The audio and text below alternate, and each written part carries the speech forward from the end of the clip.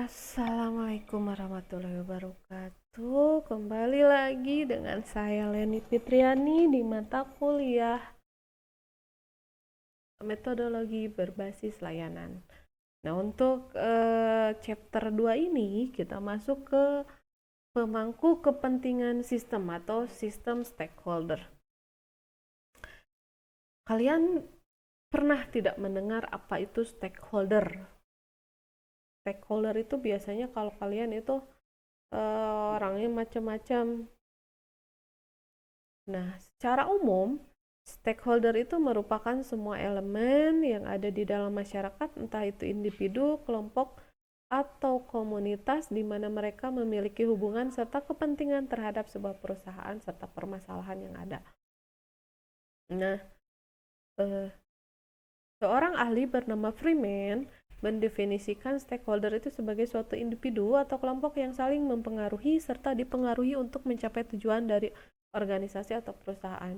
Selain itu, Wibisono, stakeholder merupakan kelompok atau individu yang memiliki kepentingan baik secara langsung maupun secara tidak langsung yang dapat dipengaruhi atau mempengaruhi oleh aktivitas suatu perusahaan.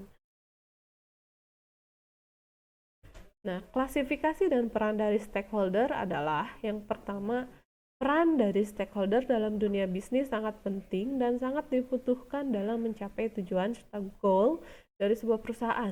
Jadi tidak semua stakeholder memiliki pengaruh yang baik, ada juga stakeholder yang berpengaruh negatif. Jadi kita harus pintar-pintar memastikan ini stakeholdernya apakah mengarah ke arah yang negatif atau yang positif.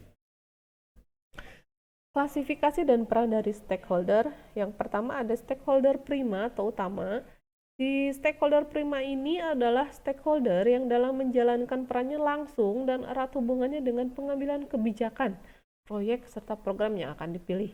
Ada beberapa orang yang menjadi stakeholder prima atau utama yang biasanya ada, dan peran dari stakeholder yang ada juga berbeda. Salah satu contohnya adalah tokoh masyarakat dan manajer publik. Tokoh masyarakat atau masyarakat pada umumnya yaitu semua orang yang dapat merasakan dampak serta merasakan manfaat dari suatu kebijakan yang telah dibuat. Namun, tokoh masyarakat dapat diartikan sebagai seorang yang dapat memberikan atau memiliki kemampuan dalam mengaspirasi masyarakat. Manajer publik bisa diartikan sebagai sebuah lembaga yang memiliki tanggung jawab serta pengambilan kebijakan dan aplikasinya. Lalu ada stakeholder sekunder atau pendukung. Di sini stakeholder sekunder itu merupakan suatu elemen atau pihak yang nantinya berhubungan langsung dengan kebijakan, proyek, atau program yang ada. Beberapa yang menjadi peran dari stakeholder sekunder sendiri merupakan lembaga pemerintahan di dalam suatu wilayah, tetapi tidak mempunyai tanggung jawab secara langsung. Setelah itu ada LSM atau lembaga swadaya masyarakat pada suatu wilayah yang memiliki hubungan erat terhadap dampak atau manfaat yang akan diberikan. Selanjutnya ada stakeholder kunci. Di sini adalah bagian yang sangat eksklusif yang didasarkan pada tingkatannya serta memiliki hak dalam pengambilan keputusan serta kebijakan. Stakeholder kunci setiap kabupaten yaitu pemerintah, dewan perwakilan, serta lembaga atau dinas tingkat kabupaten yang memiliki kepentingan dalam proyek tersebut. Fungsi dan peran dari stakeholder.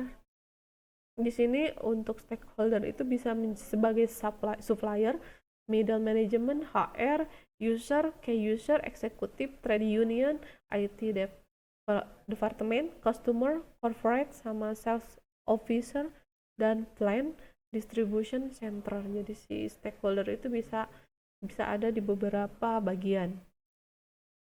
Stakeholder pertama yang menjadikan perusahaan bisa berjalan adalah pemegang saham, karena tanpa adanya pemegang saham maka perusahaan tidak berjalan. Pemegang saham memiliki peranan yang sangat penting terutama di awal perusahaan terbentuk, karena adanya mereka perusahaan bisa terbentuk. Selanjutnya itu pegawai yang berperan dalam membuat barang yang akan dijual.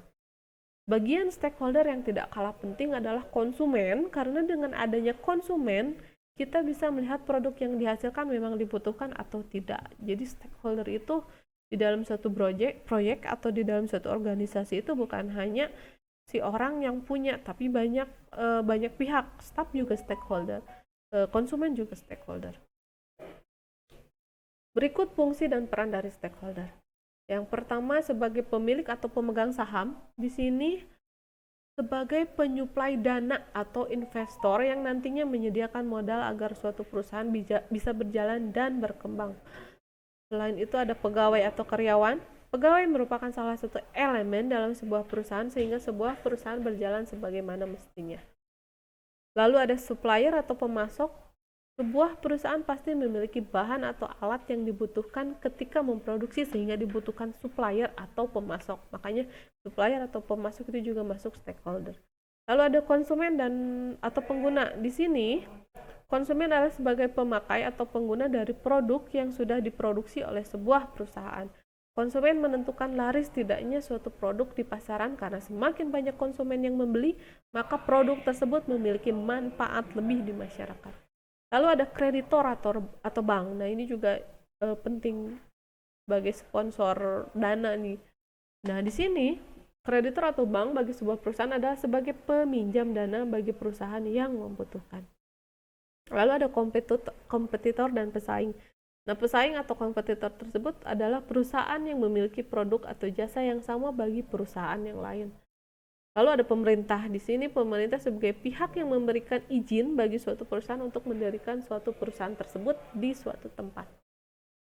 Nah, jadi kesimpulannya dari penjelasan tadi, untuk sebuah stakeholder ada banyak orang yang terlibat dalam mendapatkan dan membuat proyek dari awal hingga menyelesaikannya hingga sukses nanti.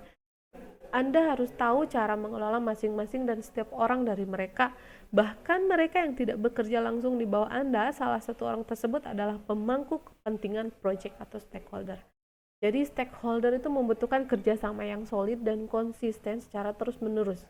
Anda harus belajar untuk berurusan dengan berbagai kepribadian dan memastikan Anda memiliki kemampuan yang sesuai dan produktif dengan mereka yang turut berada dalam stakeholder agar proyek yang Anda pilih atau yang Anda pimpin itu dapat berjalan sesuai dengan keinginan.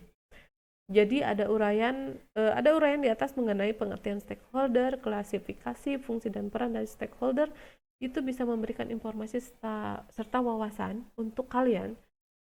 Dapat disimpulkan bahwa stakeholder merupakan kelompok atau individu yang memiliki peran secara langsung maupun tidak langsung bagi perusahaan dan memiliki peran dalam pengembangan perusahaan tersebut.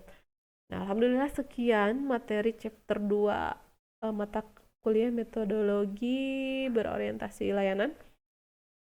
Jika ada pertanyaan silakan kalian bisa WhatsApp saya. Wassalamualaikum warahmatullahi wabarakatuh.